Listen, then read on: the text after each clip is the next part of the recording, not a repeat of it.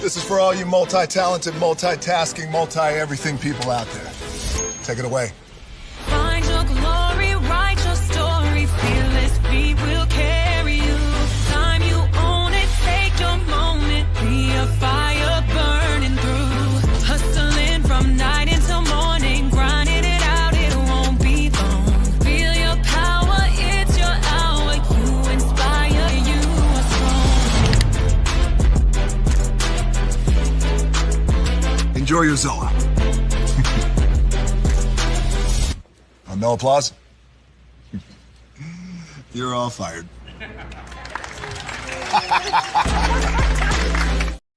Hey! Good morning, America.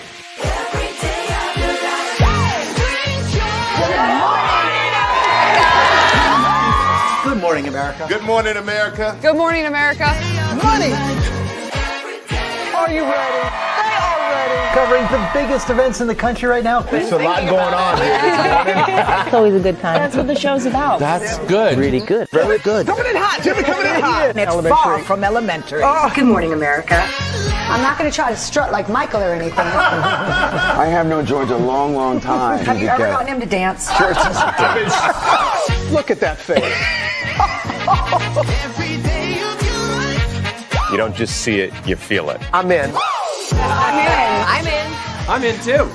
I'll be there. I am here and so happy. I'm in. I'm in too. I'm in. That tells you something when Snoop Dogg's in. Michael, George, Lara, Ginger. Prepare for a journey beyond imagination, beyond belief, beyond anything you've experienced before. Universal Epic Universe, a new theme park where you'll step through extraordinary portals to 5 immersive worlds. Prepare for a cosmic voyage of discovery, an isle of fire-breathing excitement, a shadowy world of monsters and mystery, new wonders in the wizarding world, and a new way to play. Plus the splendor of a magnificent resort hotel overlooking the park. It's all new excitement at Universal Orlando Resort. A week's worth of vacation thrills with 4 amazing theme parks, a variety of spectacular themed hotels, and incredible dining and entertainment. It's all at Universal Orlando Resort, where you'll find new adventures every day.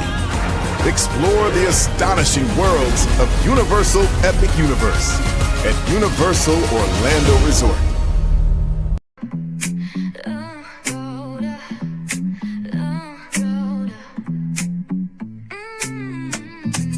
Lights go low, the city goes high. Stories untold under moonlit skies. Brave only, got the vibe, got the flow for the culture. Yeah, you already know. Turn it up, lean back, feel the breeze. Late night truths drifting through the trees. It's for the culture, by the culture. Brave Unlee's got the soul to show ya. Breaking it down, lifting it higher. Feel the rhythm, spark the fire. Headlines flip with a soulful twist. Behind the scenes where the magic sits. It's the heartbeat of the now and the then, where the story starts and never ends. Tune in, lean in, feel the groove. Every moment, a vibe you can't lose. It's for the culture, by the culture. Brave Unlee's got the soul to show ya. Breaking it down, lifting it higher. Feel the rhythm, spark the fire.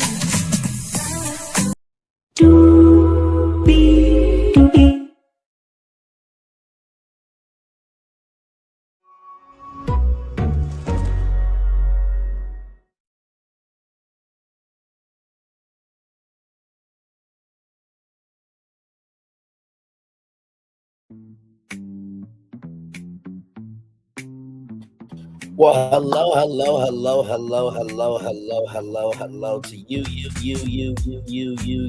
and you. Welcome in to another edition of Brenay's Virtual Tour Live. Let's have all of you here, 8 people in the building. Thank you all so much for that. We have 1, 2, 3, 4, 5, 6, 7 destinations for you all this evening. Of course, the new Mario trailer dropped for the Mario Galaxy movie. We're going to break it down. I'm going to give you my thoughts and everything in between with that. Can't wait to talk about that. Then Brenay Kennard. Child, when you do wrong by people, people are going to do wrong to you. She has to pay $1.75 billion. I have all the intel for you there on that. Then Megan Thee Stallion, she's starting her trial next week with milagro gramz. Shout out to Conscious TV. So we'll have more intel on that. Wendy Williams, a huge update for her in the world of all of this that is going on with her. Can't wait to tell you about that. Then a huge competition for HBCU students. If you don't know about this, you definitely need to know about it. A alert for our babies out here. Yes, indeed. And finally, Jacqueline Campbell doing some amazing work in the community. So with that being said, higher is waiting. Lower is available. But either way, we got to go on tour. Yes, indeed, we do. Let me take down this iconic intro here. You see that virtual tour background? Yes, you do. Okay, let me get myself adjusted. You hear that virtual? You see that virtual tour background? Yes, you do. Hear that virtual tour background music? Yes, you do. And then there is me. Hey, everybody, welcome in. Glad to have you here today. Shout out to my mama. I love her so much. I had a moment today at my job. Was getting ready to leave. I thought she was attractive enough. Black BBW, and was just trying to make conversation with her. And when I was going up, to her, to talk to her, she had an energy that was just a little much. And I'll just say this. My mom said something very important. She said, well, think about this, Brian. That's how she would have been with you in the relationship. And I appreciate my mom very much. Because, child, some of y'all out here, y'all want somebody, but yet y'all don't make a space for yourself to come across as inviting for somebody to want to come into your space. Child, if that's an option, thank God I'm single. You know what I mean? So just wanted to get that off my chest. So anyway, let's get to our show because we do have some good news to talk about with Mario. So the trailer came out today, and so we're going to talk about that. Yes, indeed. Here, let me get this up. From Variety.com, Super Mario Galaxy movie trailer, Mario Heads to Space, meets Brie Larson's Rosalina and Ben Safare's Bowser Jr. Nintendo, Illumination, and Universal have released the trailer for the Super Mario Galaxy movie. The reveal came on Wednesday morning during a Nintendo Direct live stream. The trailer starts out with Mario and Luigi taunting the super small Bowser, who ate a mini mushroom at the end of the first movie and became the Plumber Brothers' punny prisoner. After Bowser paints a romantic portrait of himself and his beloved Peach and gets rejected by Mario, the real action begins. Mario and Peach sees dozens of shooting stars streak across the sky, then head to the stars with Luigi and Toad. Just like the Super Mario Galaxy game, they travel through different planets, including one made up entirely of water and a desert planet with upside-down pyramids from 2017 Super Mario Odyssey that Mario and Luigi zoom through on bikes. The heroes face off against Bowser's son, Bowser Jr., and also meet the fierce princess Rosalina. Rosalina is voiced by Brie Larson. Bowser Jr. is voiced by Benny Safdie. Now, I know Brie Larson, but I'm trying to figure out who is Benny Safdie. Oh, it's this guy here. Okay. Very interesting. Very interesting. And it looks like he was in the Smashing Machine. Okay. All right, then. That's what's up. So with that being said, let's get back to this here. Just like in the 2002 game Super Mario Sunshine, Bowser Jr. is armed with a magical paintbrush that he uses to coat himself in metal and launches as a flail. Meanwhile, Rosalina takes down a spire-like robot all by herself using her magic wand. Stars Chris Pratt, Mario, Anna Taylor-Joy, Princess Peach, Jack Black, Bowser, Keegan-Michael Key, Toad, and Charlie Day Luigi all return for the sequel. The Super Mario Galaxy movie is based on the wildly popular Super Mario Galaxy released on the Nintendo Wii in 2007. The game is widely considered not only to be one of the best mainline Mario platformers, but one of the best video games of all time. And I do agree with that. While plot details for the movie remain thin, Super Mario Galaxy saw the titular plumber traversing the cosmos on a mission to collect enough power stars to allow his ship to travel to the center of the universe where the evil Bowser has imprisoned Princess Peach. Released in April of 2023, the Super Mario Bros. Movie was a box office smash. The film went on to gross $1.3 billion worldwide and is currently the 5th highest grossing animated movie of all time, behind Ned Xena 2, Inside Out 2, The Lion King, and Frozen 2. Aaron Horvath and Michael Kendrick returned to direct the Super Mario Galaxy movie. Matthew Fogel also returns to pen the script. The Super Mario Galaxy movie will hit theaters April 2026. I'm watching the trailer below. So as you can see here, there's Peach, there's Toad, there's Mario, then there's Luigi. So I can't play the trailer, I don't think, from here because y'all know how copyright is, right? But we're going to look at some of the things in this from C3 film, from 3C Films, right? So here we go. For the Super Mario Galaxy movie has now landed online, and there is a lot of Easter eggs and details pulling from multiple Super Mario games. Not just that, but we also got the voice actor reveal for 2 brand new characters in the movie, Bowser Jr. and Rosalina. So that's exactly what I'll be doing here for you guys, is giving you my trailer breakdown for the Super Mario Galaxy trailer, pointing out Easter eggs and details you might have missed, giving you my overall thoughts and reaction to it. But I want to hear from you guys. What did you think of the first trailer? Do you like them mashing in all these different elements into one movie? And are you happy with the voice actor reveal? Because I was stunned by one of them. All right, so yes, earlier today in the morning, we had the Nintendo Direct where they gave us not only the first trailer, but they revealed the 2 new voice actors. So I want to get into that first because they also showed off small clips of the voice actors in action. Starting off with Rosalina, a highly anticipated character for this movie, they revealed Brie Larson will be the voice. I think a lot of the internet was just cheering loudly. It wasn't Awkwafina. But honestly, Brie Larson is not a bad pick at all. And even hearing her voice in action in that small clip while she's reading a story time to the Lumas. Once upon a time,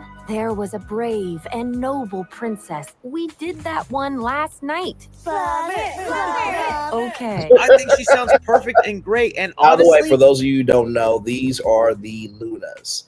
So if you guys remember Luna Lee from the last movie, where it was a very morbid Luna Lee. I love the fact that all these stars are going to be their own characters. Lumas.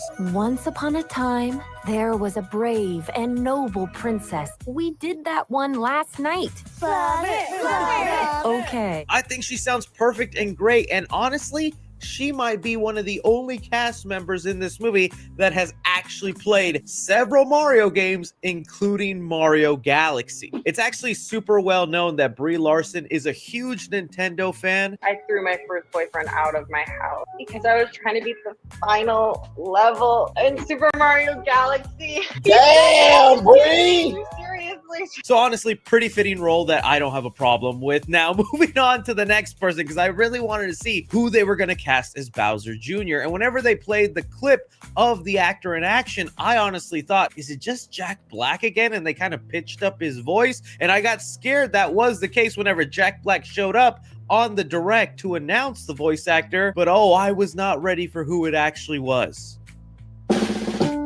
When your auto insurance coverage is too big or too small. An uncut gem. He's Benny Safdie. What? And I know he'll make his papa proud. I have to say. I am so Benny Safdie is randomly the voice of Bowser Jr. Now, for my younglings out there who have no idea who Ben Safdie is, because I posted my reaction on TikTok And all the comments are just them little 9-10-year-olds going, who dat? Well, Benny Safdie is one half of the Safdie brothers. They both directed Adam Sandler in Uncut Gems, which is why Jack Black made an Uncut Gems reference in the direct. Most recently, he directed The Rock in A24's The Smashing Machine, and he also has a couple of acting credits to his name. He recently showed up in Happy Gilmore 2 with Adam Sandler. He was in Christopher Nolan's Oppenheimer, and now he's dipping his toes into voice acting. The reason it just made me laugh so hard is because a little bit of a resume. Now, let me see something here real quick, because I want to actually go to the direct and I want to watch the clips real quick.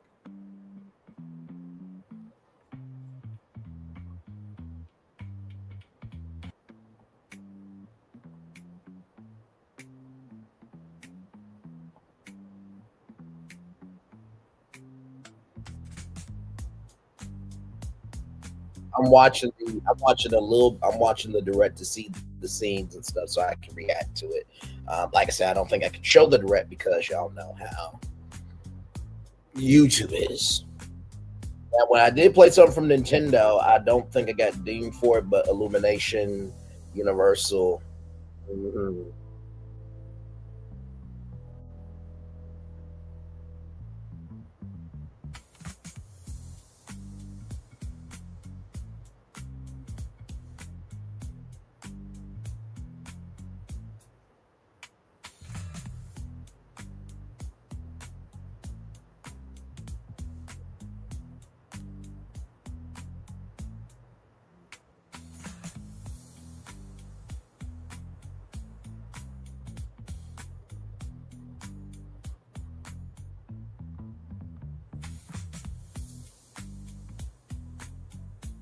So for those of you who don't know what's going on, I'm going to actually tell you what's going on in the trailer. So it opens up on Bowser's fortress, right? You see Bowser painting. Very hardcore. Very hardcore. Throws a paint can at the canvas. And it looks like dots.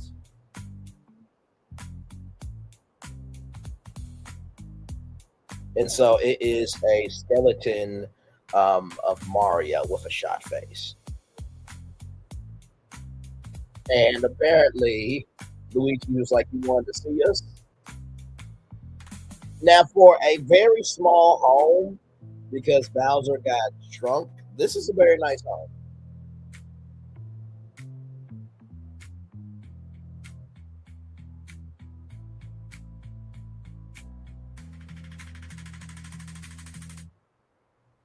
So he makes a masterpiece of Bowser and Peach. And Luigi, being the kind brother he is, I like the colors. Mario says he's proud. And so Bowser goes off.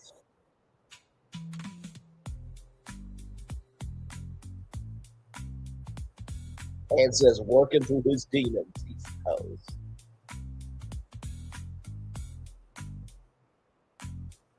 And gets his tail stuck in the door.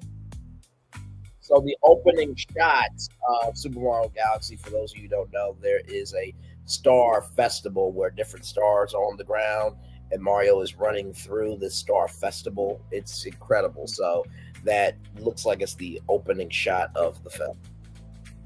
And they got these star portals. So they go through a whole planet made of water on motorbikes going through one of the sand kingdom, going through the sand kingdom. A lot of bots. Bowser Jr.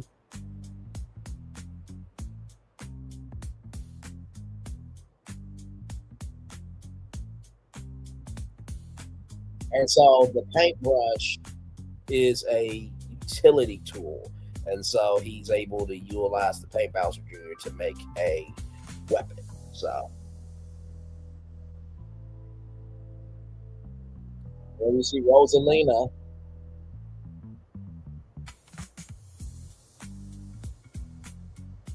And all she has is one wand and shuts the motherfucker down.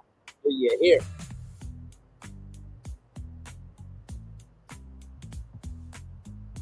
Child, I cannot wait till April of next year.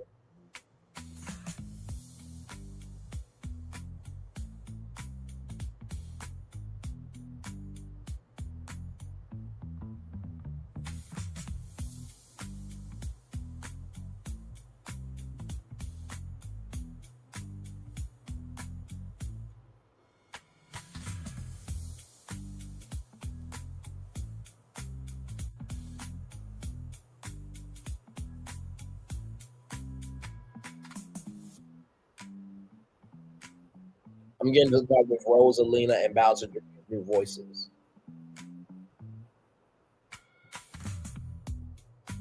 This is the Rosalina scene.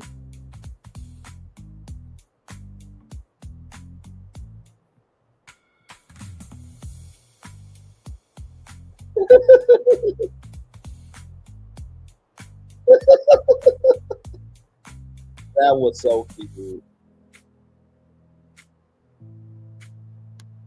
So, just to let you guys know, Rosalina is reading the Luna's bedtime story about Peach, and they want to hear about Mario and Luigi. So, looks very fluid and seamless in that scene.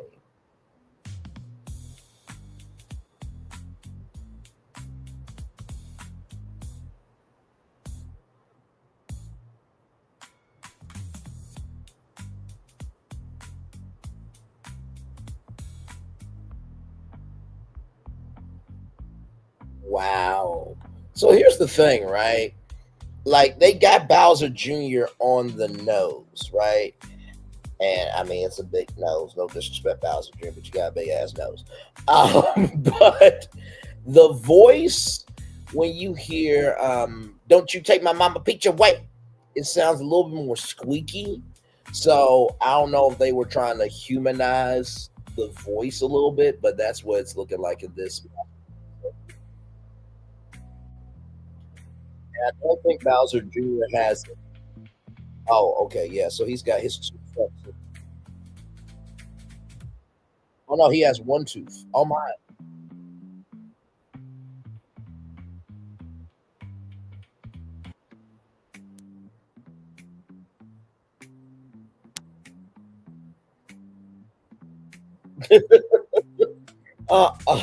First of all, Jack Black is wearing a Day of the Dead t-shirt. And Jack Black said, if anybody's going to introduce Bowser Jr., it's going to be his papa. Of course. I feel the sentiment for sure.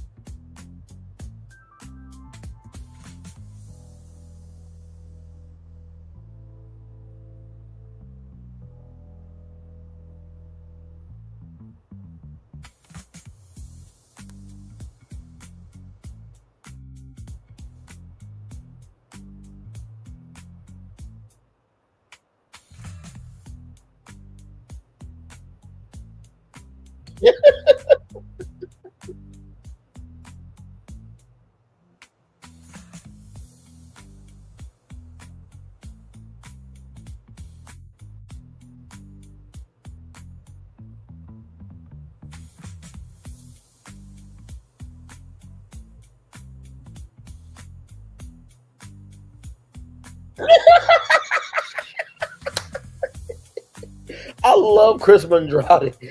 Jack Black asked, do you mind if I throw it back to Miyamoto side? And Chris is like I can stop you, like it's Jack Black. Like, you let him be Jack Black.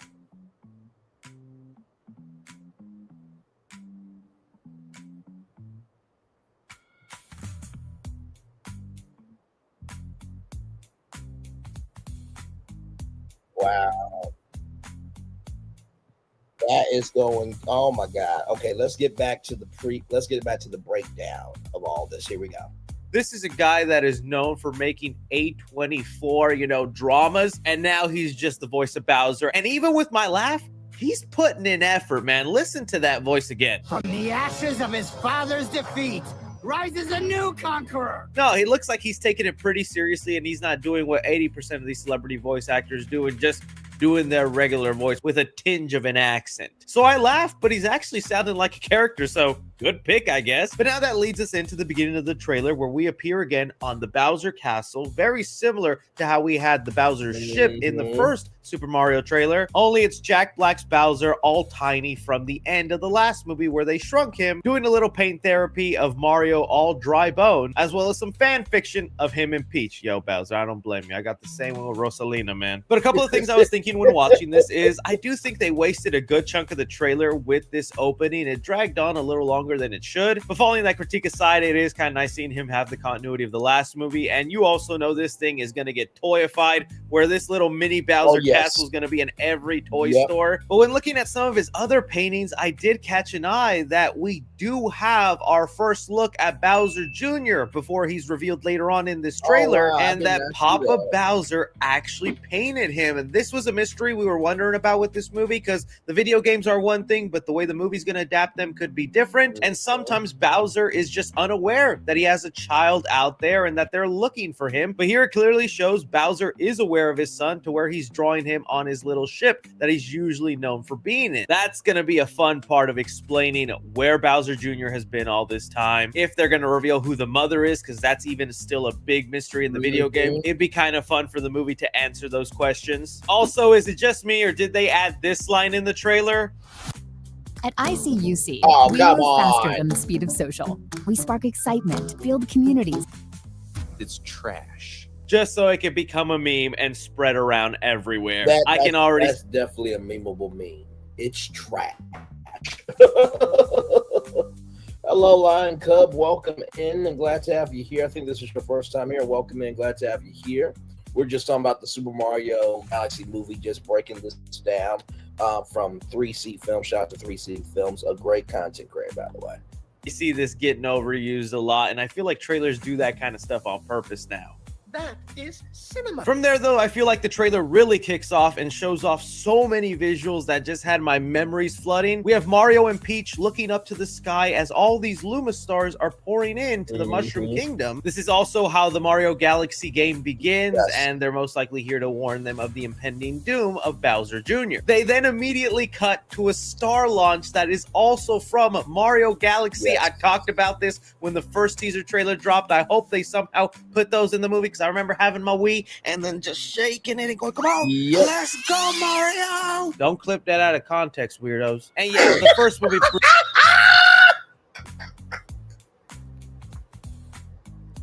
He's so wrong for that shit. He's so wrong. Moving on. They find great ways to blend in mechanics from the games and put them into the movie, and having this be the way Peach and Toad launch off into space, I think will be interesting. As we see Peach and Toad launch away from the Mushroom Kingdom, you can see some of the other islands that we were introduced to in the first movie, as they then begin passing planets in their galaxy. The first one they pass is a planet named Drip Drop. This is from Mario Galaxy, and that's just a planet made up of mostly water. From here, the trailer cuts to Mario and Luigi on motorcycles as they're in a planet from Super Mario Odyssey, Toast Arena. You know, it's the planet not just because of all the sand, but the upside down pyramid. It even says Toast Arena on the motorcycle of Luigi. Now, this is exciting for a couple of reasons. One, again, they're pulling in from more games than just Mario Galaxy, but also Mario and Luigi side by side, as we just saw Peach and Toad going off on a minute. Remember the first movie, a lot of people did not like Mario and Luigi being separated for the whole movie, so this is huge news. And I'm kind of wondering, are we gonna get Mario and oh my god, I know exactly who I'm thinking of. Give me a moment.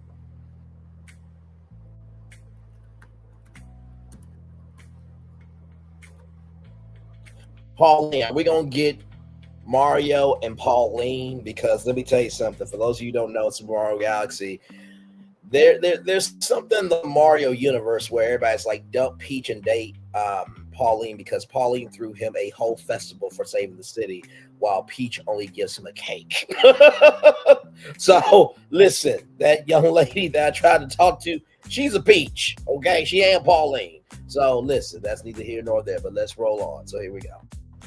mission. A lot of fans were disappointed in the first movie when Mario and Luigi were mainly separated for a good chunk of the whole film. Now it looks like this movie, it'll mainly be Mario and Luigi side by side doing their part of the mission while Peach and Toad do another side of the mission. I honestly love that, and I think that's great because I do want to see these brothers interact and hang out. And this has also been something that's leaked online. Months and months ago, there was a leaked storyboard of Mario and Luigi wearing these cloaks in some sort of outside market, and now with this shot of the trailer, it looks like that was real. I don't know how all this stuff is leaking from Super Mario Galaxy, but I know Nintendo is hunting down and people are dying somewhere. We then cut to Peach on this cube-like planet that's filled with neon. That was a Yoshi egg that you can make as a cookie from Pillsbury. So, of course, you know, we heard that Yoshi could be a part of this somehow.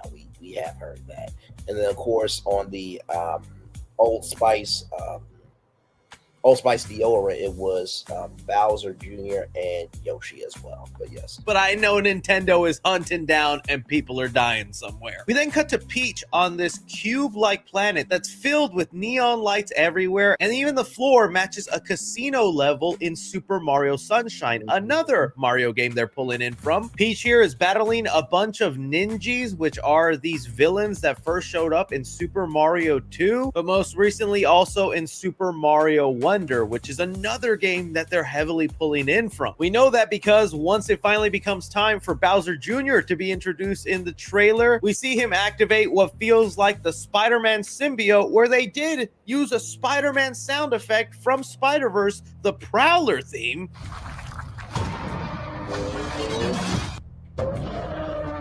I don't know if that was on purpose or maybe they just did a rip-off version of it for the movie, but if there was any sound you were going to use to symbolize his transformation, it should have been this one.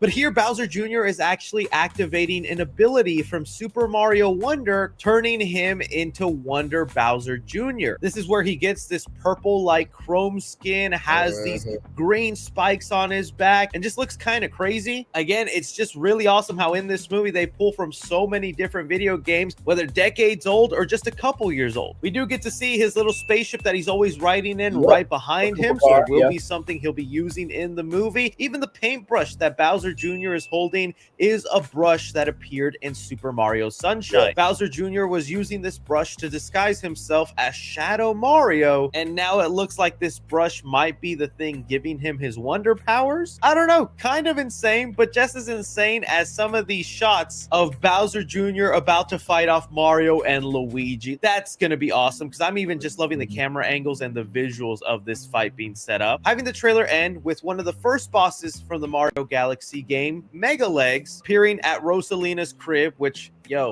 bro, come on now. Drop the addy. Drop the addy. And then Rosalina quit. Sir, you're asking a 3D based character to drop her address.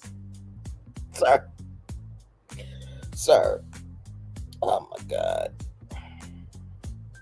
There's probably some video game character that I probably want to drop the addy as well, but that's neither here nor there. Let's roll on, okay? Quickly showing off why she's one of the most beloved characters in the Mario franchise. They made her OP. She is so powerful in this, moving like the Flash, using her wand and abilities all to destroy this thing. Rosalina is gonna be a beast. It's gonna be very interesting how much of her backstory or details they go in with this movie. I don't want to spoil too much in case you don't know, because I do think it's kind of a tragic story, but Rosalina as a child encountered a Luma star, and she promised the Luma star that she would help find its mother, only to just eventually become the mother of all Luma stars and live out her life in space. Now, there is more to the story there, but I'm going to leave it like that because I think it might hit more emotionally if they play it out into the movie. But I will find it kind of interesting if the film goes into Rosalina's backstory when we have barely tapped into Peach's backstory. And funny enough, the little voice clip where they revealed Brie Larson is the voice of Rosalina Rosalina, you do have her about to tell the story of Peach before the Lumas are like, no, we want to hear the story about the plumber, aka Mario, and how he saved the Mushroom Kingdom. Another interesting detail that Rosalina is aware of all the stories and things that go on in the galaxy, so Rosalina is definitely keeping an eye out on the galaxy. All in all, man, I am extremely happy with this. I love it. It still so surprises me how many people just came out kind of not loving the Mario movie when this might be a jangly key moment, but dang, they got me, dude. It's reminding me so much of all the Mario games I love playing. And to package them into an entertaining story, I'm having fun. Throwing it off to you guys. What did you think of the Mario Galaxy trailer? Any details and Easter eggs you caught that I might have missed? Don't forget to like, subscribe, follow me on Twitter at 3C Films or on TikTok at 3C Films. But as always, I'm Chris. Take care. Thank you, Chris. Much love to you, bro. Like I said, that will be coming out. Hey, Florian, good to see you, my friend. That will be coming out on April 3rd of 2026. And believe me, there will be a world premiere at Universal Orlando Resort with the after party being at Super Nintendo World. Mark my words on that, okay? They already are getting everything together. I'm sure of it. And Universal, if you need content creators, oh man, I'm available for the premiere. All right, so moving on. So in case you guys did not know about this story here, this story's been going on for a while. So from the Shade Room, TikTok influencer Brenay Kennard must pay $1.75 million rather after ex-husband's wife wins affair. North Carolina lawsuit is the talk of the internet this week after a scorned ex-wife came out on top. TikTok influencer Brenay Kennard has to pay $1.75 million to Akira Montague. Akira sued Kennard, accusing her of causing the end of her marriage to Timothy Montague. The court ruled in favor of the ex-wife on Monday, November 10th, according to the News and Observer. Let's see here. Why did the ex-wife Akira Montague sue? Akira filed her civil lawsuit in May of 2024 at the Durham County Superior Court seeking $3.5 million in damages. In paperwork, she claims that Brenay Kennard's affair with Timothy caused alienation of affection that ended her marriage. Montague also accused the TikToker of criminal conversation, which is reportedly a legal term for having sexual interactions with someone else's partner. North Carolina is one of the few states that accepts both as legal arguments. Only Akira says she suffered mental anguish, damage to her health, and a lack of a two-parent household for her children. Initially, Akira Montague accused Brenay Kennard of creating content that featured Timothy while he was still married to her. The lawsuit alleges Brenay flaunted her relationship online and attempted to justify the alleged affair on social media. Also, she said the posts were created and others shared, such as photos of her kids with Tim, without her knowledge or consent.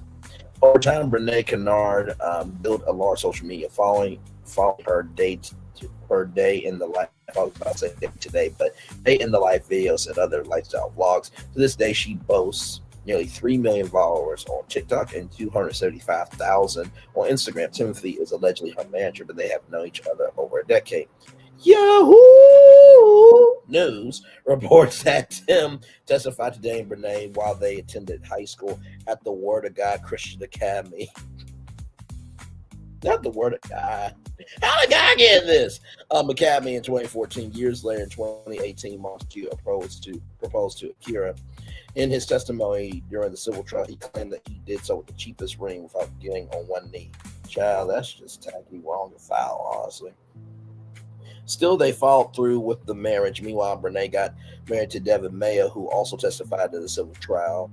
In his testimony, he claimed that in December of 2023, he overheard Brenay and Tim talk about rekindling their relationship while she believed he was asleep. That same month, Brenay began staying at the Montagues at Tim's insistence. The following month, in January 2024, Akira began to suspect an affair after allegedly seeing a video of Tim and Brenay. Additionally, Mayo testified to overhearing Brenay and Tim having intimate relations multiple times in his home that same month. So basically, having sex inside their home with Akira's husband. Yeah. And then there's like a cousin thing as well that apparently Tim also dated Brenay's twin sister. It's a very incestuous thing going on here. It's a family affair. Fast forward to March of 2024, the Montagues allegedly separated, then reportedly divorced months later. In August, after his divorce from Kira, Timothy allegedly married the TikTok influencer. They are still married, per the News Observer. Judge orders TikTok influencer to pay up over affair. While Brenay might have snagged the man, Akira Montague is walking away with padded pockets. When Akira sued her, Brenay opted to represent herself in court. Did she talk to AL about representing himself in court? Because, child, free advice is available. Doesn't mean it all works. Moving on. Timothy Montague reportedly testified that he was never in love with his ex-wife, Akira, and they just moved, and that they moved just like roommates. He also said they had separated in 2021. Claimed Akira disputed by saying he came home every weekend from college and engaged in sex with her. She and her lawyer presented more than 700 pieces of evidence during the trial, per reporting from WRAL. She also had her mother and grandmother testify. In her closing statement on Monday, Brenay Kennard rejected that she was the reason Akira's marriage ended. Instead, she said their union had been falling apart for years. On Monday, North Carolina jury deliberated for a little less than 2 hours before finding Brenay Kennard liable, per the News Observer. After a Superior Court judge ruled that Brenay Kennard must pay $1.5 million for alienation of affection, an additional $250,000, $250,000 for criminal compensation. As mentioned, that is a total of $1.75 million. So here is that video here.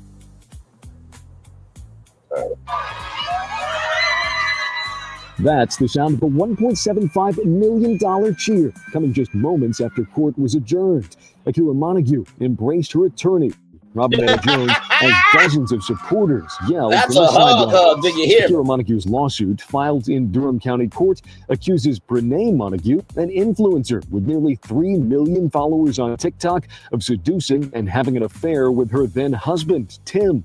That affair then turning to marriage when Brenay and Tim wed. In the suit, Akira Montague claimed Brenay used her online influence as a weapon. The affair also caused damage to her health and deprived her kids of a 2-parent household. And it was nothing but lies. Brenay Montague, who represented herself in court, slammed the verdict, saying Akira Montague knew her marriage was over and allowed the affair. She gave her consent. She said it was okay because she knew her marriage was over with and it was done. But the jury didn't agree, awarding Akira Montague the $1.75 million after more than 700 pieces of evidence were presented in court, including some of Brenay's own TikToks and texts. The case hinged on 2 rarely used laws, including alienation of affection. It can be very hard to prove, and the reason is because it's hard to find a point in a relationship where the relationship necessarily started to go bad. But in these videos and in the court testimony, the jury found that point, leaving Brenay Montague with a hefty bill and no answer on how she'll pay. I don't know, but she'll probably never see it.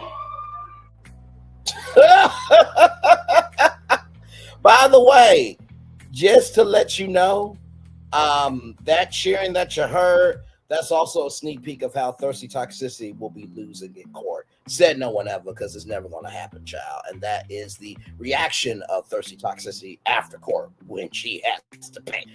Said no one ever, because it's not going to happen. Brenay, Timothy, and Akira reacted after the rulings. Kennard and Timothy wrote statements to People. She called the verdict outrageous, blasphemous, and disgraceful. And a boy for money, claiming that Akira and her legal team had lied the entire time. The truth will always be the truth, and it's easy to believe the lies, especially when playing the victim card. Brenay says she may have won the battle, but not the war. God will have the final say.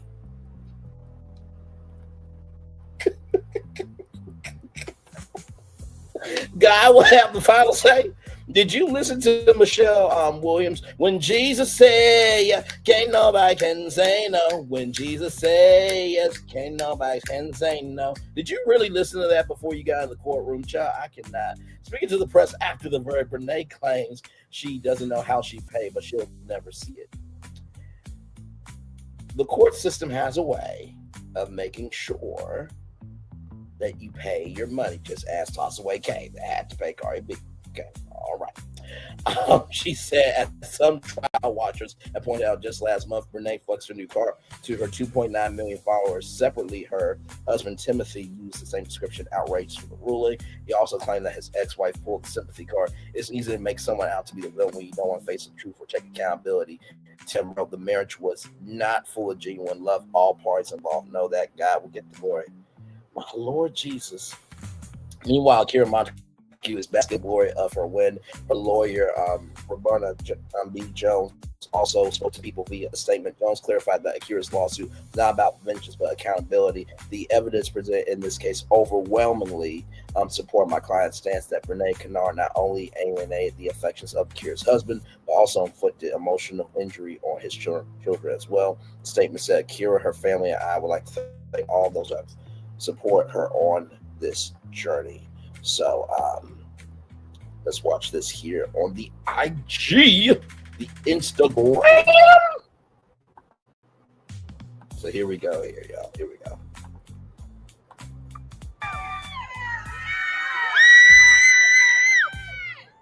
That's the other one. Congratulations!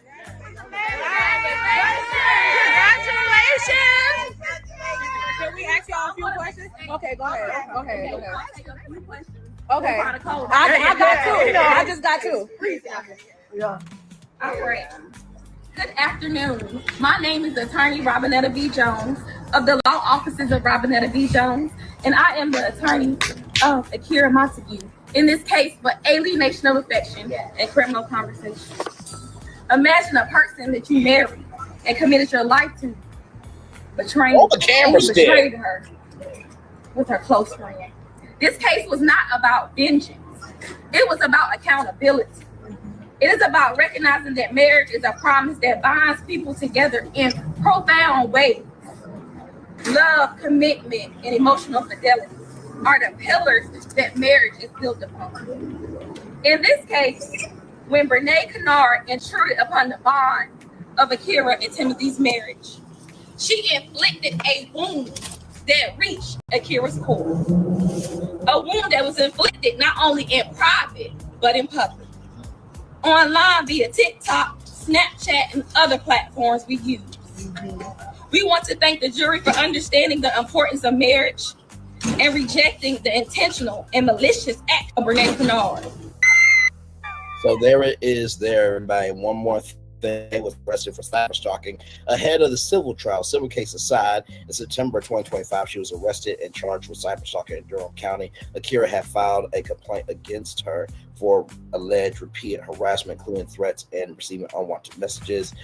Kennard surrendered to police and later posted bail while Akira won her civil case this week. It remains unclear where her criminal case stands. And by the way, Devin Mayo has also filed a lawsuit against Tim.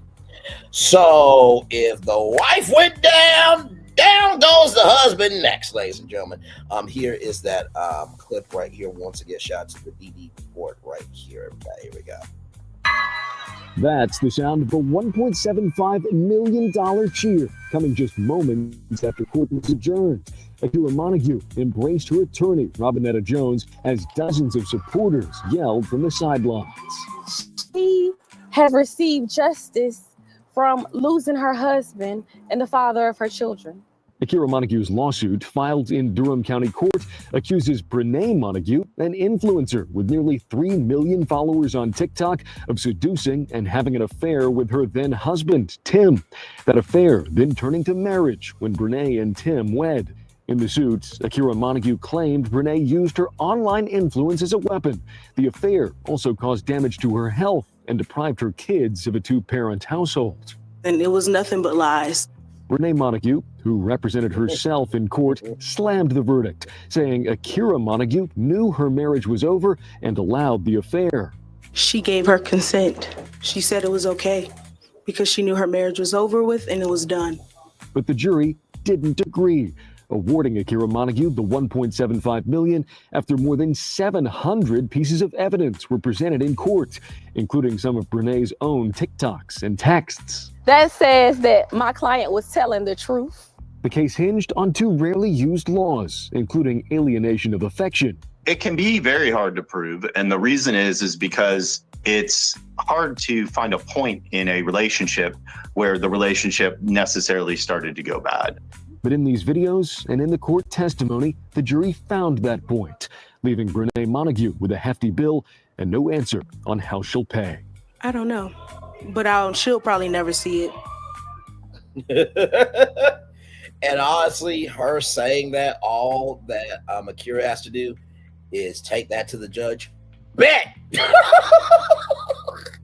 She gonna get her damn money. Now, by the way, in case you are wondering what states where you can sue for alienation of affection, okay, this is not to scare all the cheetahs or anything, but child, if you do what you're supposed to do, you won't have to worry about what state you live in. So, Illinois, Hawaii, Mississippi, New Mexico, North Carolina, South Carolina, and Utah. Okay, so if you live in any of those states,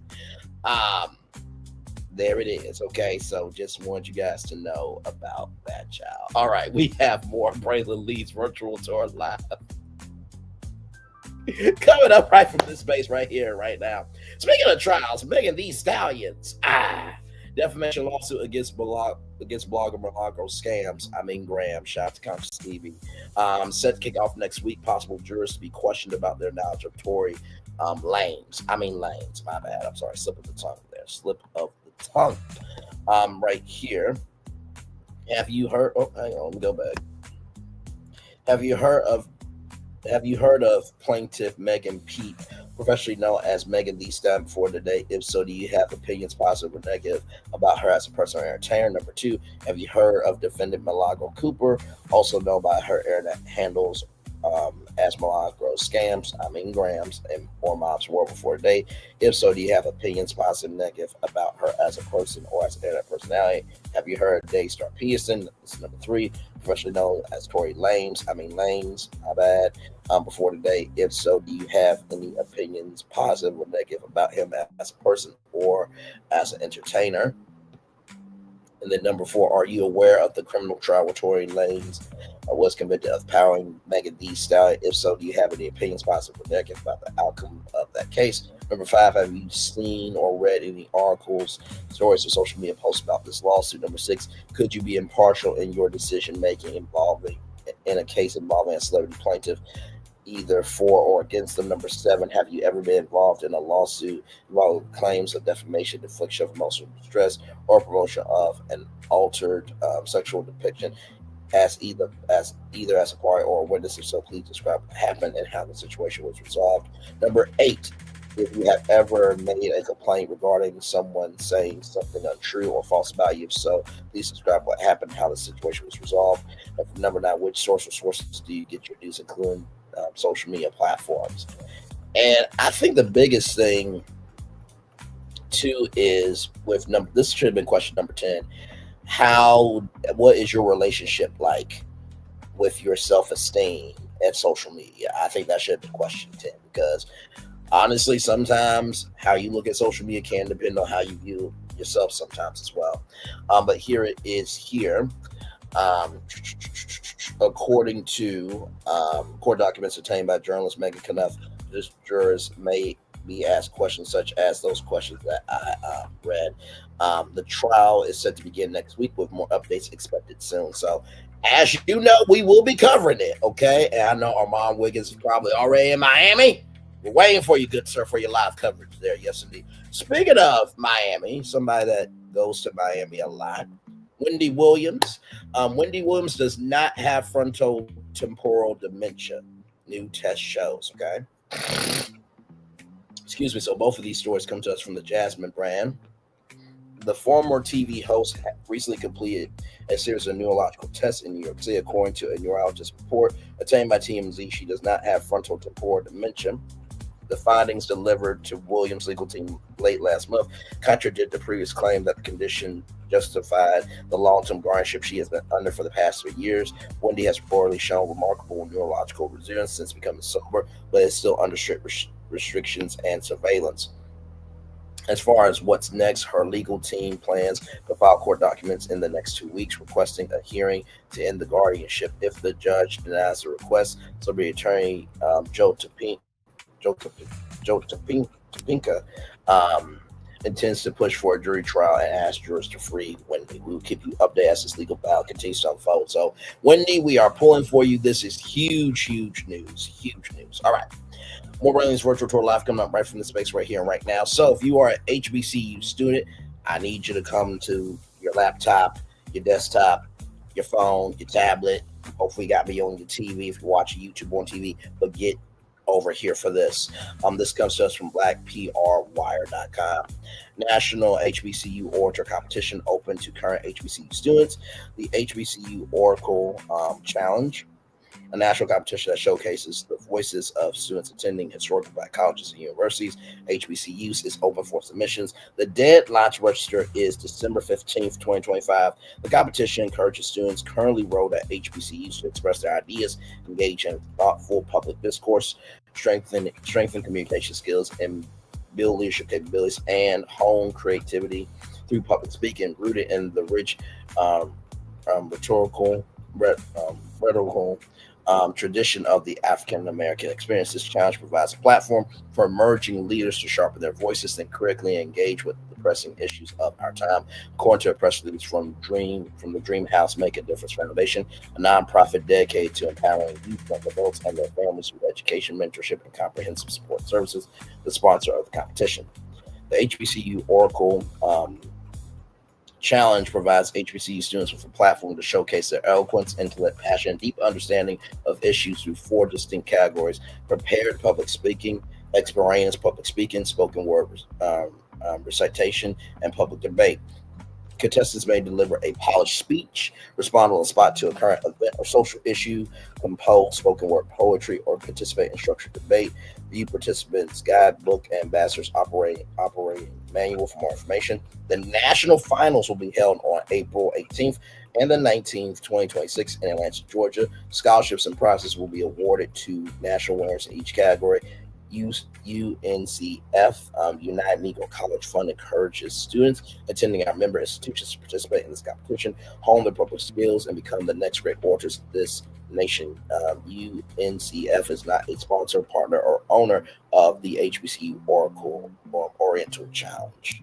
So, how cool is that? A public speaking competition. I really never did these. I wish I would have, because I know I would have won it. Okay, just gonna keep it a buck with y'all. But here's the website right here. So your first name, middle name, last name, email address, the red dots, the red asterisks are the things that you have to do. So first name, last name, email address, phone number, HBCU website. Which do you intend to participate? You can participate in all 4 of them. Then of course you got your advisor, tire advisor, phone number, email, and then the HBCU president and chancellor. So here it is. Here, y'all, please apply if you go to HBCU, because this could really do so much good for you. All right, everybody. Another destination for you all. Now, this one is a trigger warning for all of you, because you know our babies matter for sure. Shout.com celebrating 25 years on to the next 25 years. Fatal infant formula triggers botulism in 15 babies. Okay, by Heart Whole Nutrition infant formula products have been recalled after 15 babies across 12 states developed botulism from contaminated batches. Okay, a serious outbreak of infant botulism has prompted federal health officials to investigate contaminated baby formula that has sickened 15 infants across 12 states. The Centers for Disease Control and Prevention, working alongside the Food and Drug Administration and state health departments, is examining cases linked to By Heart Whole Nutrition infant formula products. All 15 affected babies have required hospitalization, though no deaths have been reported in connection with this outbreak. Praise be unto God for that. The investigation remains active as health officials work to determine the full scope of contamination and prevent additional cases from developing. Company expands recall amid growing concerns. By Heart Incorporated initially issued a limited recall on November 8th of 2025, but expanded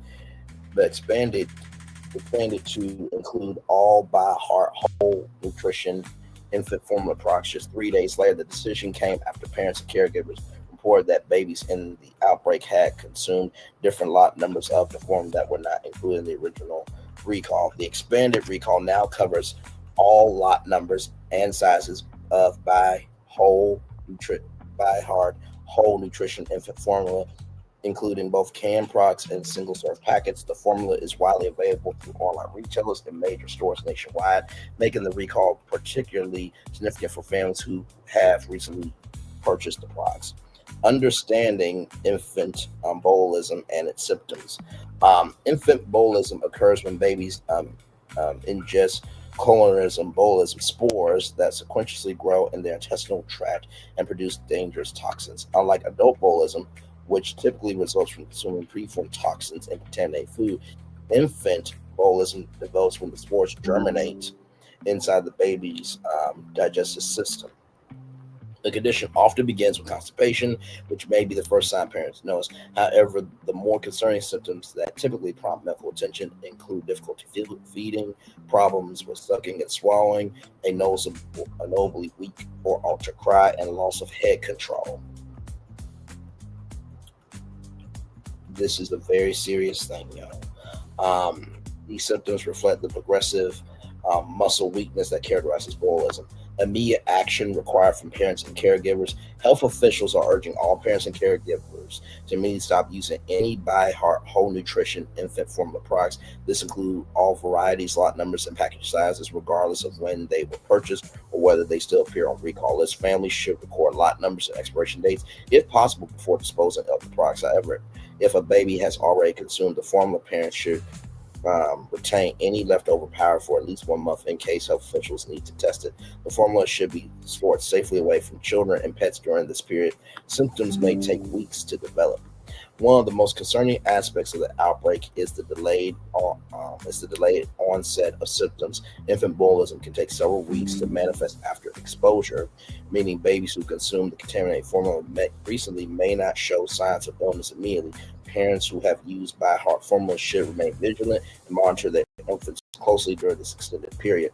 The progressive nature of infant botulism makes early detection crucial. If left untreated, the condition can lead to severe complications, including breathing difficulties and prolonged hospitalization lasting weeks or months. The paralysis associated with botulism typically begins in the head and fades before spreading to other parts of the body. Medical professionals mobilize response efforts. Healthcare providers across the country have been alerted to watch for potential cases and begin immediate treatment protocols. The California Department of Public Health Infant Botulism Treatment Prevention Program is providing 24-hour consultation services for suspected cases, accessible at 510-231-7600. That's 510-231-7600. That's 510-231-7600.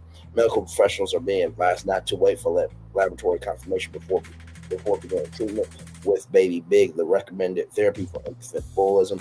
Early detection can significantly improve outcomes and reduce duration of illness and hospitalization. Businesses and retailers respond to recall. Retailers and healthcare facilities are being instructed to immediately remove all by heart whole nutrition infant formula products from their shelves. Inventory businesses also must thoroughly clean and sanitize any surfaces or equipment that may have come in contact with the recall products to prevent cross-contamination. Widespread availability of by heart formula through multiple retail channels means the recall affects numerous businesses across the country. Companies are working to identify and remove affected products while notifying customers who may have recently purchased the formula. Investigation continues as officials seek answers.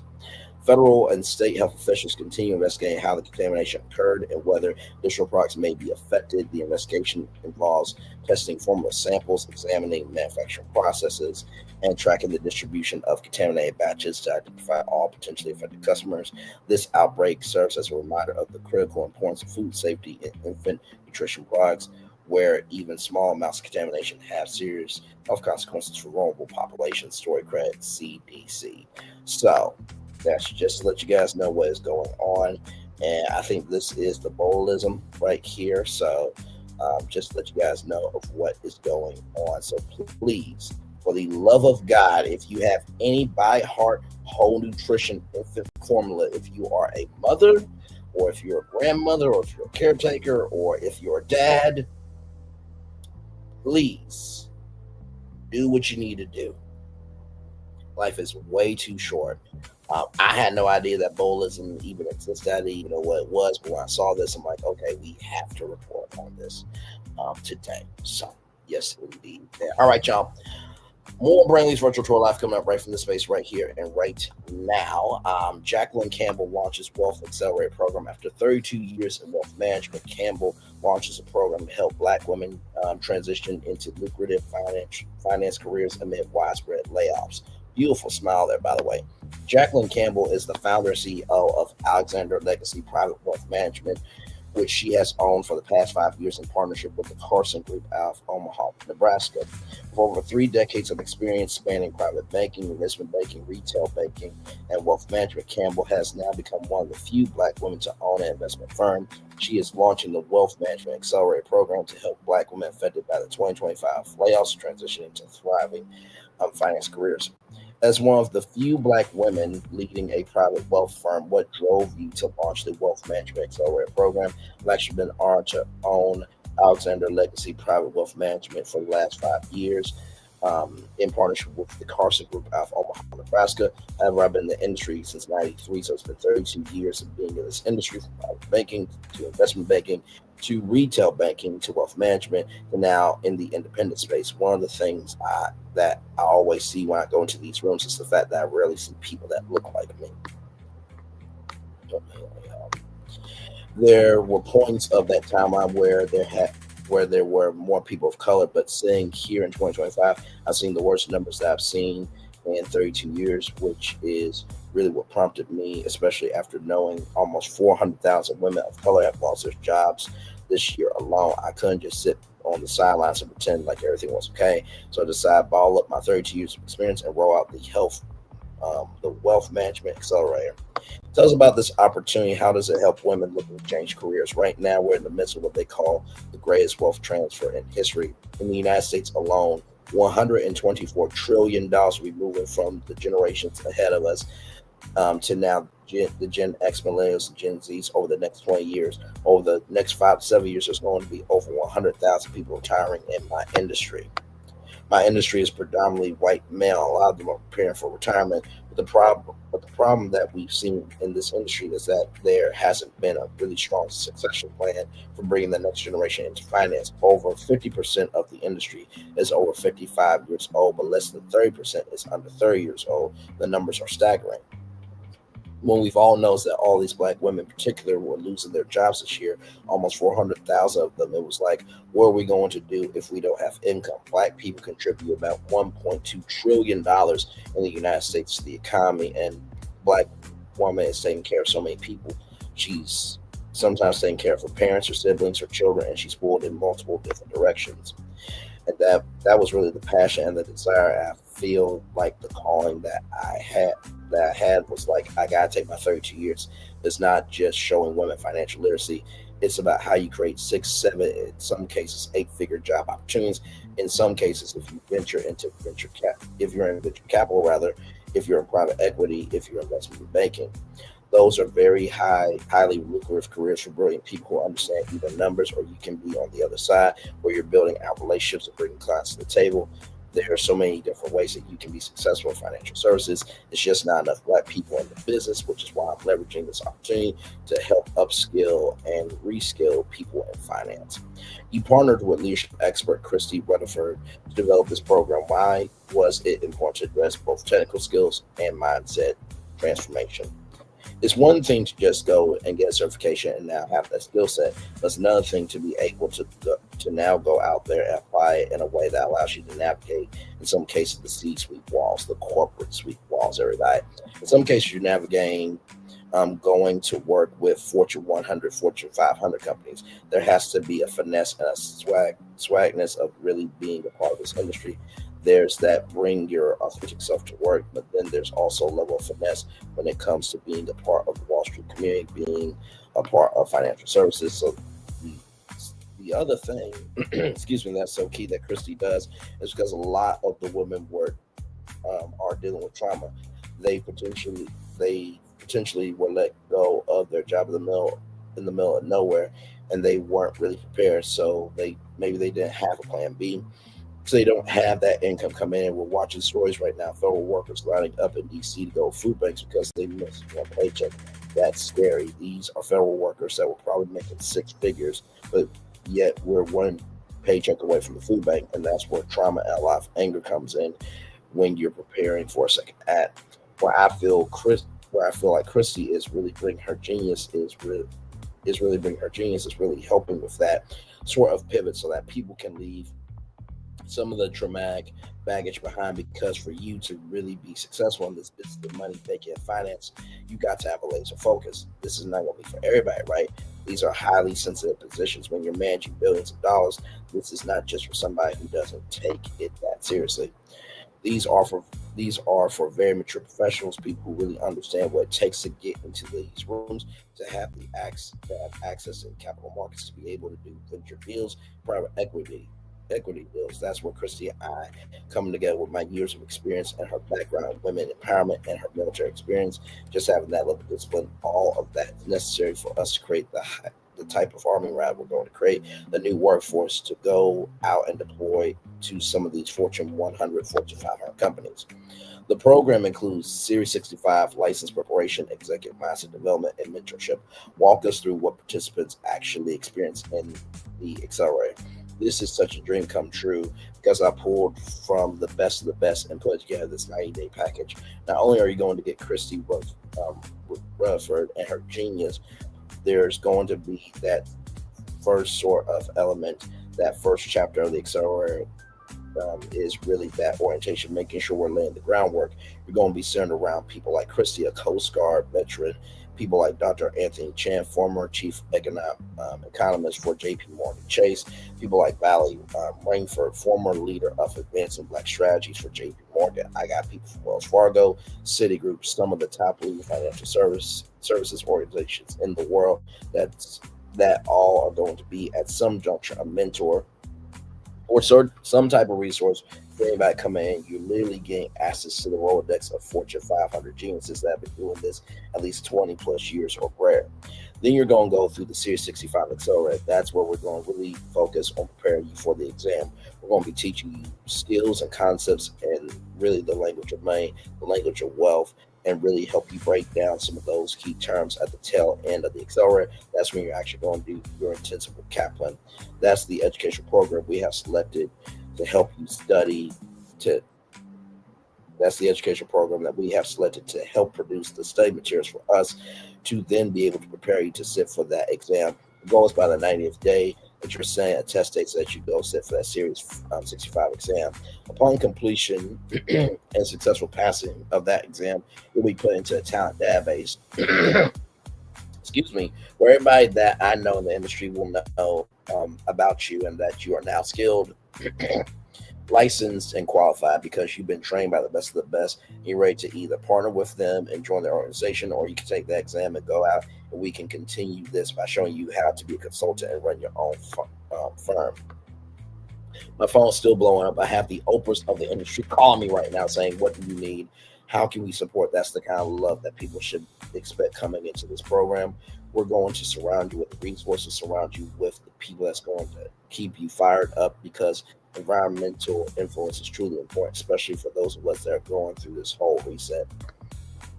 What does success look like for the Wealth Management Accelerator? How will you measure the program's impact?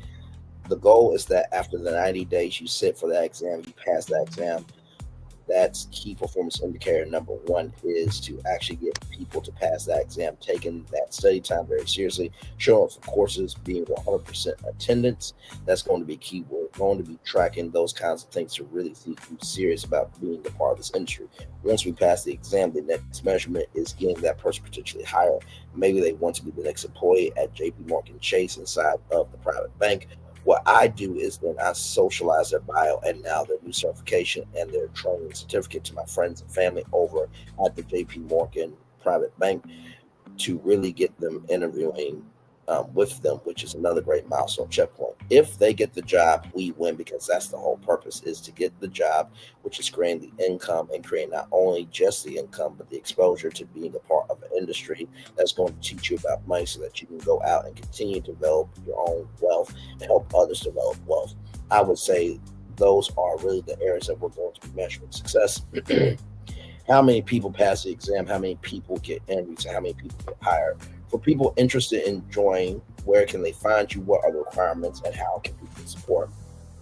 For some people, you may not necessarily want to get a job after going through the accelerator. Maybe you just truly want to learn more about wealth and finance, or you might want to take it to enhance. If you're already a consultant, this destination could potentially enhance you to go out and do even more work as fiduciary of investments. It could be for your children. You could be 18 years old, guys.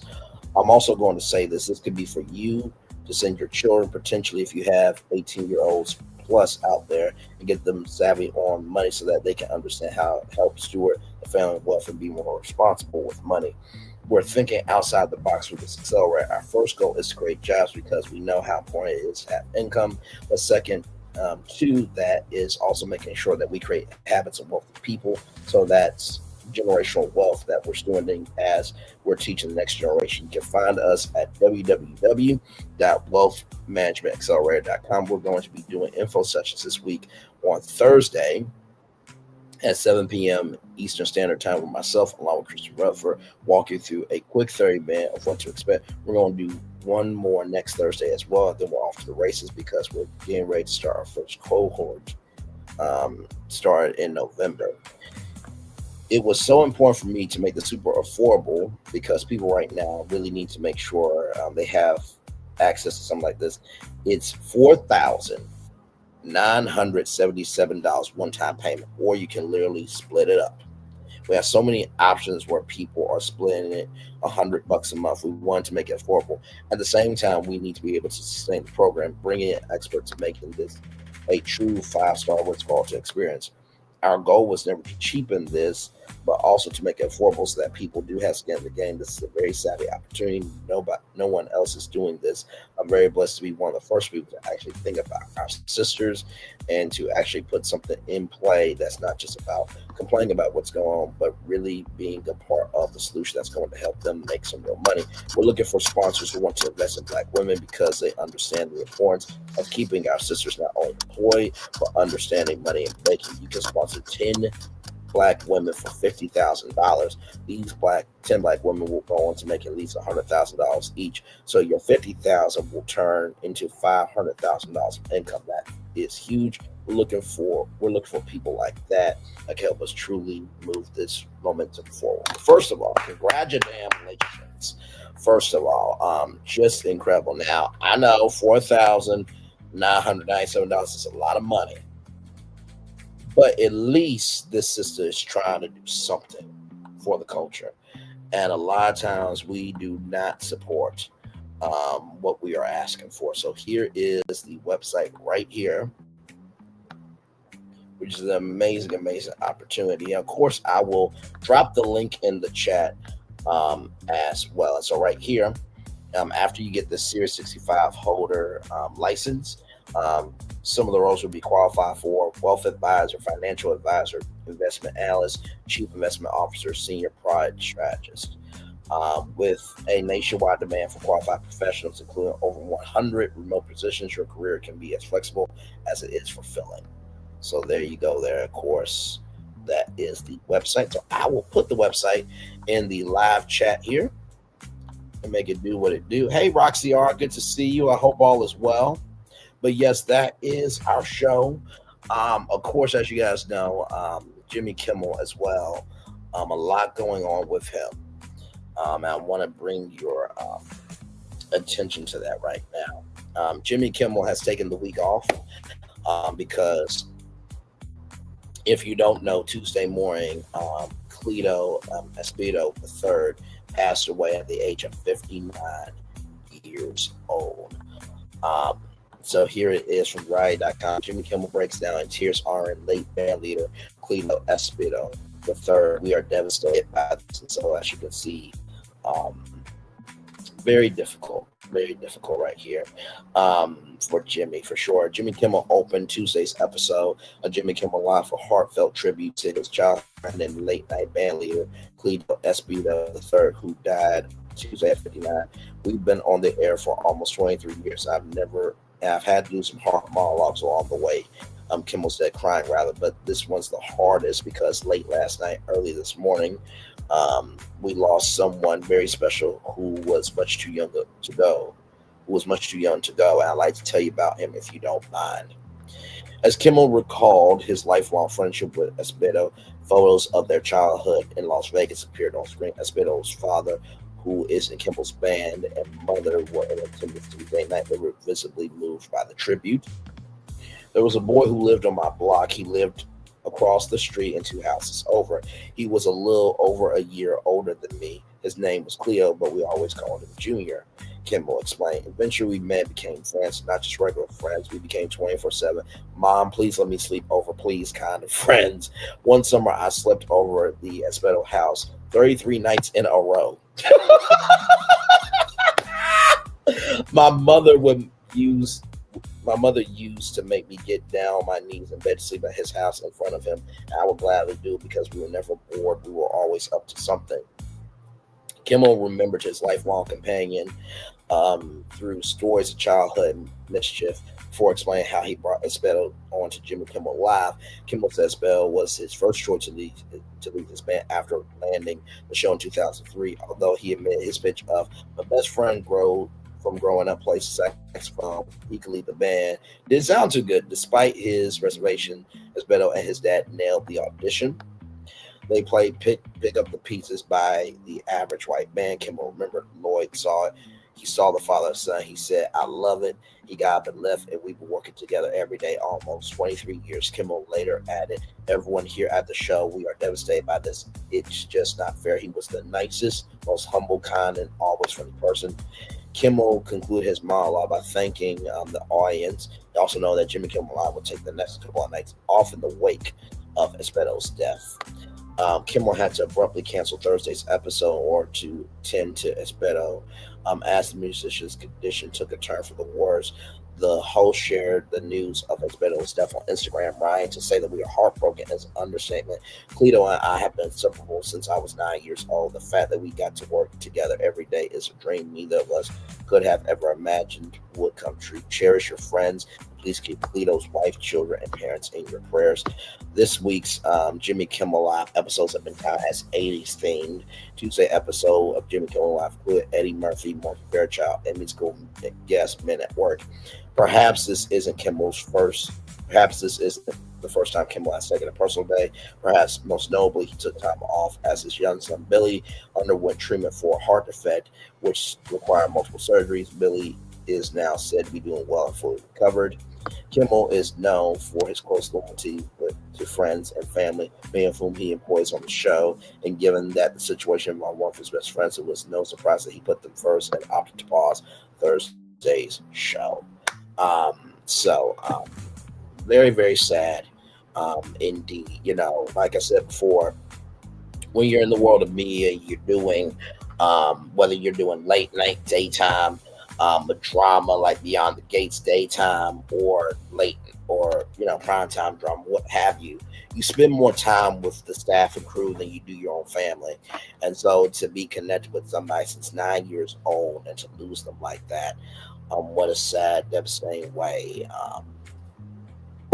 just all the way around. And like I said, I had a moment today at my job and was very upset, very angry, just very like, what the fuck is wrong with you? But you know what? Also, too, here's the thing that you have to remember. Sometimes in life, how somebody responds to you usually has nothing to do with you. That might be something going on with them. And so never let someone else's movement dictate your movement. And I was upset for a good minute. I called my mom, talked to her, and then I thought about Jimmy Kimmel and who he lost. And so there are plenty of people that are going through way worse. But also, too, what it went to show me, too, was make sure that you still treat people with kindness. Don't let one moment dictate your movement, because if you do that, you are also blocking the potential blessings that God has for you. Amen. So with that being said, I'm going to turn off my camera now because we've done the whole show for over an hour. Yes, we have. Like I said, very, very sad with Jimmy Kimmel, and just want to send light, love, and prayers to him and his family.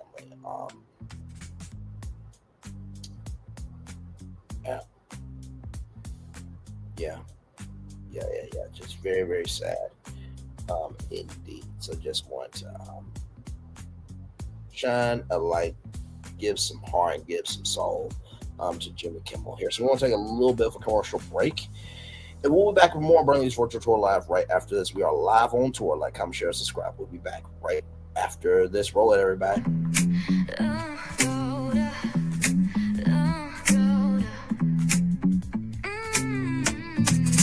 Lights go low, the city goes high. Stories untold under moonlit skies. Pray lonely, got the vibe, got the flow for the culture. Yeah, you already know. Turn it up, lean back, feel the breeze. Late night truths drifting through the trees. It's for the culture, by the culture. Pray lonely's got the soul to show ya. Breaking it down, lifting it higher. Feel the rhythm, spark the fire. Headlines flip with a soulful twist. Behind the scenes where the magic sits. It's the heartbeat of the now and the then, where the story starts and never ends. Tune in, lean and feel the groove. Every moment, a vibe you can't lose. It's for the culture, by the culture. Pray lonely's got the soul to show ya. Breaking it down, lifting it higher. Feel the rhythm, spark the fire.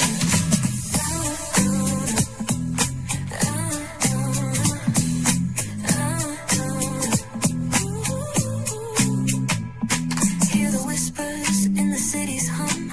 Echoes of stories where we're from. A beat, a step, a voice so clear. The pulse of us, it's all right here. We got soul, we got flavor.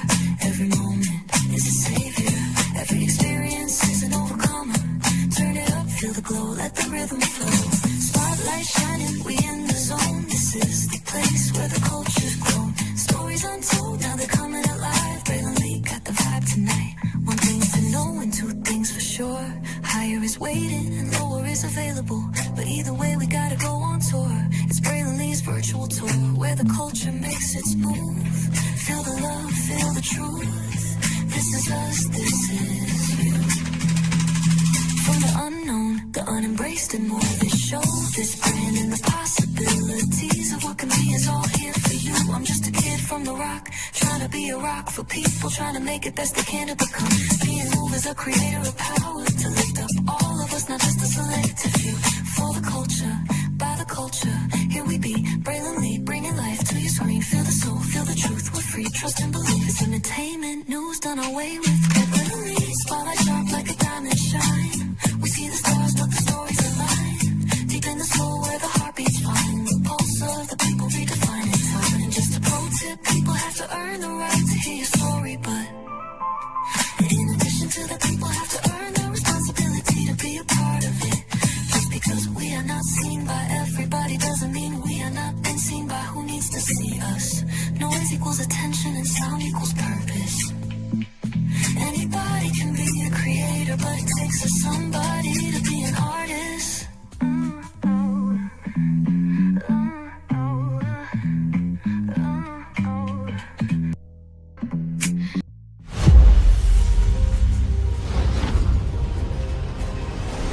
Beyond this gate, find gardens green and epic worlds to fill your dreams.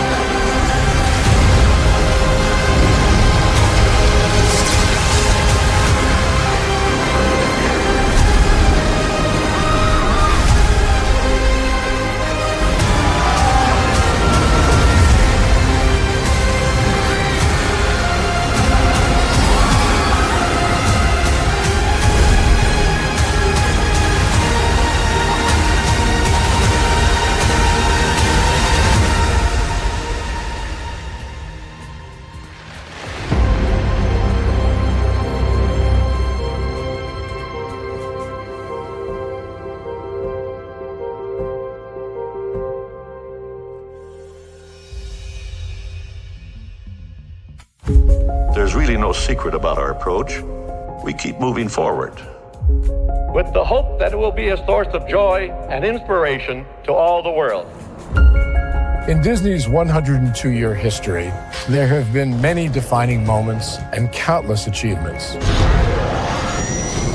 Today, we celebrate another thrilling moment, the creation of a spectacular new Disney theme park resort coming to Abu Dhabi.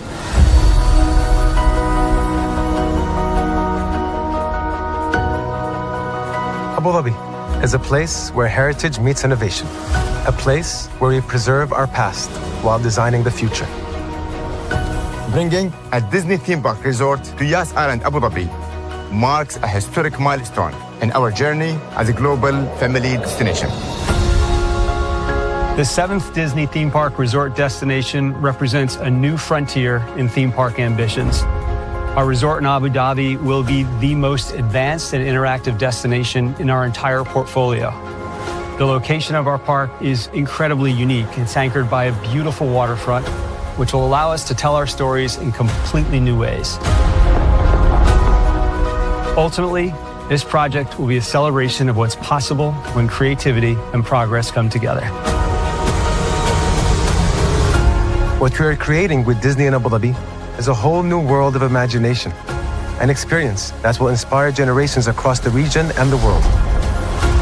This collaboration represents a powerful fusion of Disney's unmatched legacy in storytelling and mirrors commitment to bringing world-class entertainment to our guests.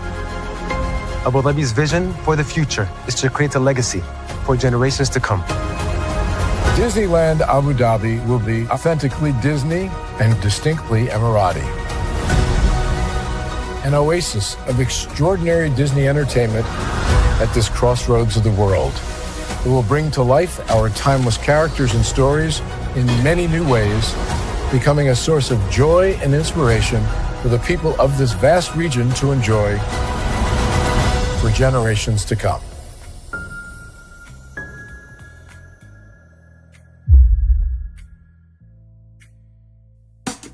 Caesar. Just look at him.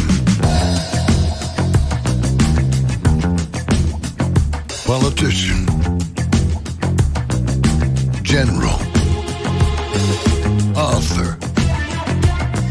Ruler. Man.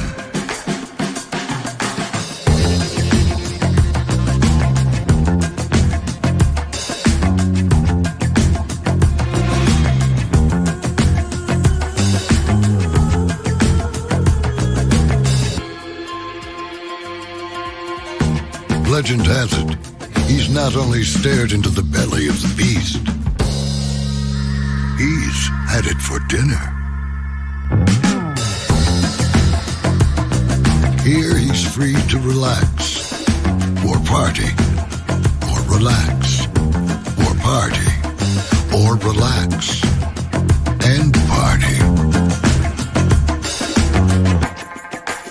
His is a world of opulence, excess, and the occasional impulse buy. Not one to rest on his laurels, he's famous for ushering in a new age of entertainment.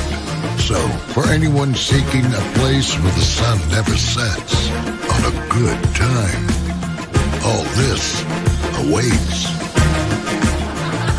I am Caesar, and I approve this palace.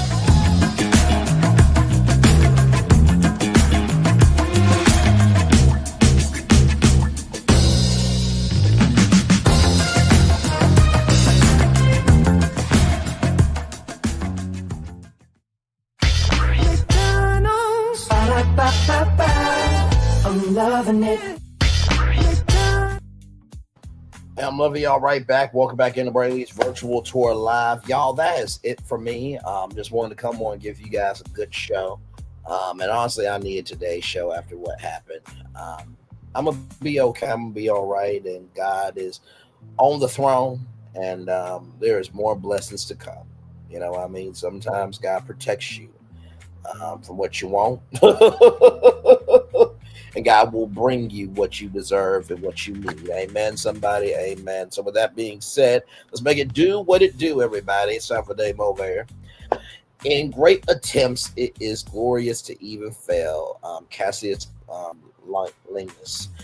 Yes, indeed. It's time for Dave Mover for Wednesday, November 12th, 2025. Live all the way. Immerse yourself to the fullest extent possible in every meaningful aspect of life. You deserve no less. Forge across the vast gulf between conceptual and actual, envision, then go all the way to where your vision leads. Put your values into practice, rather. Put your hopes and dreams and goals into action. Generously give your time and physical presence to the people with whom you're connected. Dedicate your same focus and effort to the pursuits that compel you. Whatever form of richness you seek to experience, your total commitment is what brings it to being. By giving all you have, you become all you can be. Live all the way, all the time. Your life is far too precious and significant to hold anything back. Prof. Morrison. Can I get a witness from the congregation? Live all the way. You know, sometimes in life, when you are trying your very best to do the best you can, sometimes you feel like you're failing. You really do, because you're like, damn, I'm being kind to people. I'm not doing anything too damn wrong. It's like, what the actual hell is going on? There's got to be something more to this thing, right? And I will say this to you. When you allow your mind to be defeated, you will never conquer anything. When you allow your mind to be defeated, you will never conquer anything. When you allow your mind to be defeated, you will never conquer anything. So the first thing I will tell you, right, about live all the way is live all the way for all the joy. I know there's a lot of pain, strife, and turmoil, but if you live in that, that is all you will consume. That's the first thing I'll tell you. The second thing is generously give your time and physical presence to people who you are connected. Here's the thing. Not everybody deserves your time and your physical presence. Not everybody. It is okay to have standards or requirements where you can be in your peace and not be in pieces. And if that's not negotiable for somebody, they weren't supposed to be there in the first place. Right? That's the second thing I'll tell you. And then finally, the third thing I'll tell you is your life is far too precious and significant to hold anything back. What do I always tell y'all? Everybody gets rejected, but eventually everybody gets accepted. Where you get rejected from is where you want to be. Where you get accepted to is where you need to be. Where you get rejected from is where you want to be. Where you get accepted to is where you need to be. Where you get rejected from is where you want to be. Where you get accepted to is where you need to be. And that goes for everything in life. That goes for the wife you want, the husband you want, the career you want, the friends you want, you know, your family.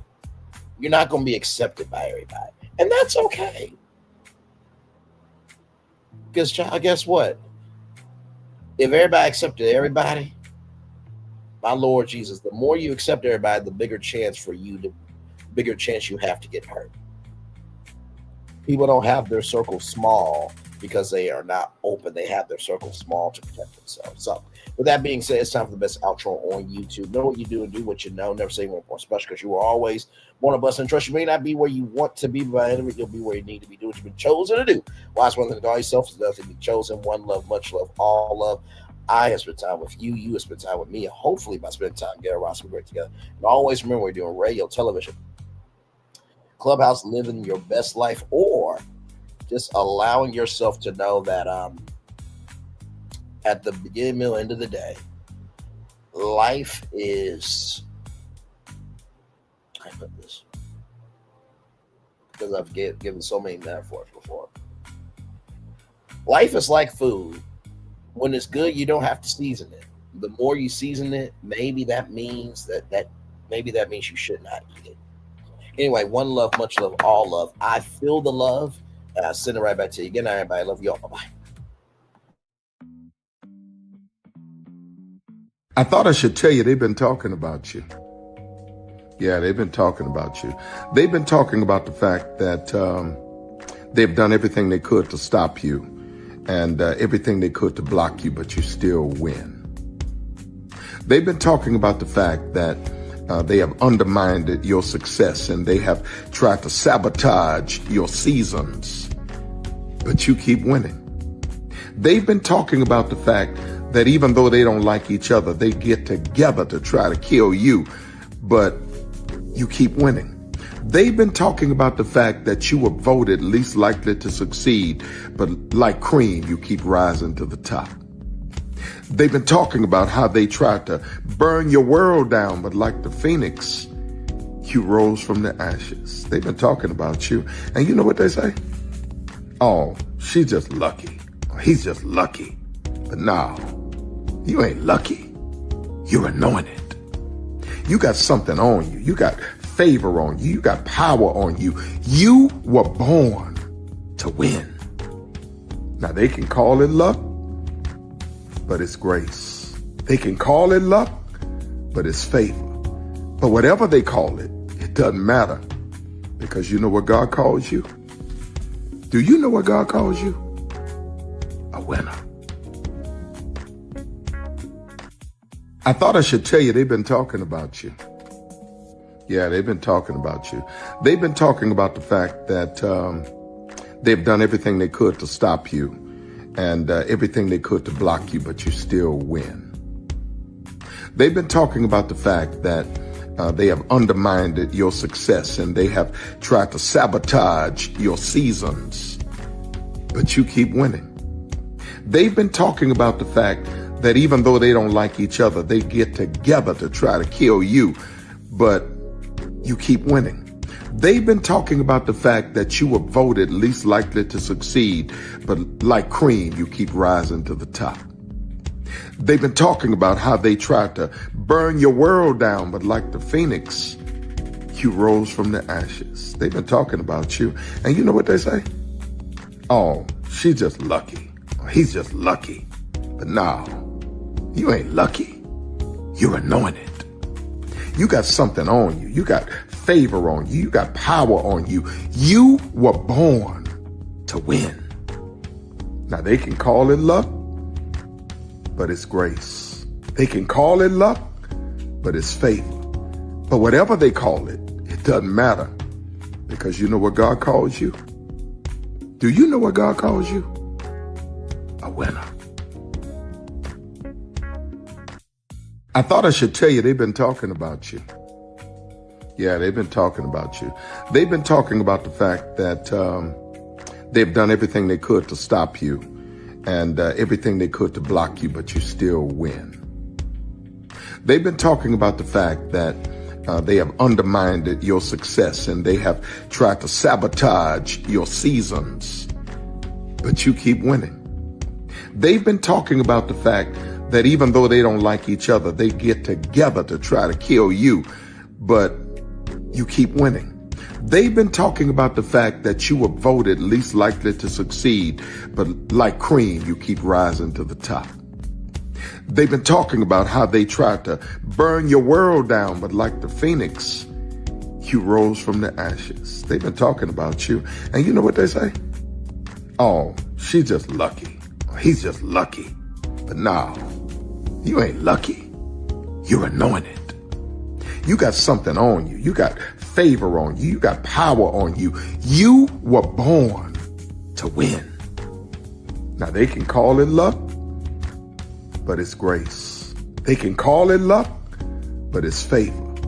But whatever they call it, it doesn't matter, because you know what God calls you? Do you know what God calls you? A winner. Good evening. My name is Mark Woodbury. I'm the chairman and CEO of Universal Destinations and Experiences. Well, we're finally here. Tomorrow we begin a new chapter at Universal Orlando Resort as we open Epic Universe. We built this place for you. I want to thank you, our fans, for your love of our stories, characters, and immersive experiences that inspired this incredible place. Epic Universe represents over 8 years of meticulous planning, immense creativity, and innovation, combined with unmatched craftsmanship and operational excellence on the part of thousands of people who have brought to life the stories and characters that live beyond each of Epic's portals. But it represents so much more.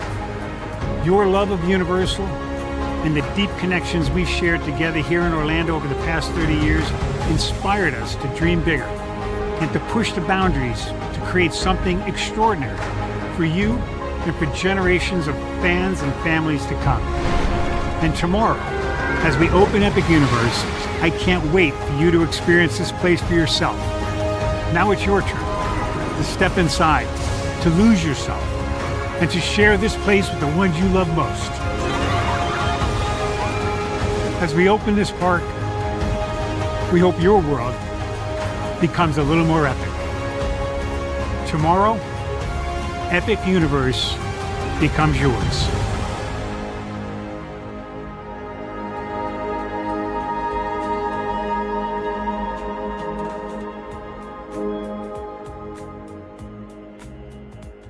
Are video games getting too expensive? This episode, we want to find some common ground because the CEOs want to raise the price even more. Not with these broken ass games. $5 million.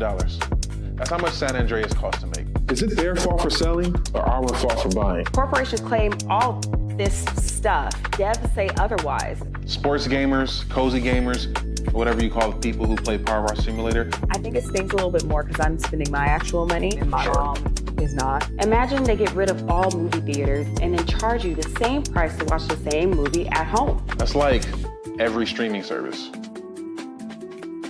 It doesn't have to be the longest of games, but am I having fun with it? This is Lex. I'm Ronell. Let's get right into it.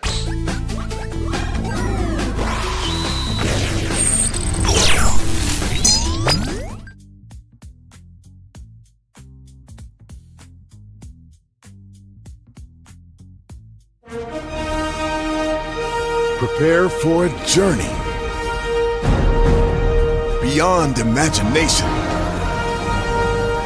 beyond belief, beyond anything you've experienced before. Universal Epic Universe, a new theme park where you'll step through extraordinary portals to 5 immersive worlds. Prepare for a cosmic voyage of discovery, an isle of fire-breathing excitement, a shadowy world of monsters and mystery, new wonders in the wizarding world, and a new way to play. Plus the splendor of a magnificent resort hotel overlooking the park. It's all new excitement at Universal Orlando Resort. A week's worth of vacation thrills with 4 amazing theme parks, a variety of spectacular themed hotels, and incredible dining and entertainment. It's all at Universal Orlando Resort, where you'll find new adventures every day. Explore the astonishing worlds of Universal Epic Universe at Universal Orlando Resort. Because here's the thing, a good streamer can find other content. Because here's the thing, a good streamer can find other content. Because here's the thing, a good streamer can find other content. Child Redman over there doing his thing, minding his GD business, staying out of trouble, trying to get the folks some positive stuff to talk about, besides lying all the damn time. Child Redman over there doing his thing, minding his GD business, staying out of trouble, trying to get the folks some positive stuff to talk about, besides lying all the damn time. Child Redman over there doing his thing, minding his GD business, staying out of trouble, trying to get the folks some positive stuff to talk about, besides lying all the damn time.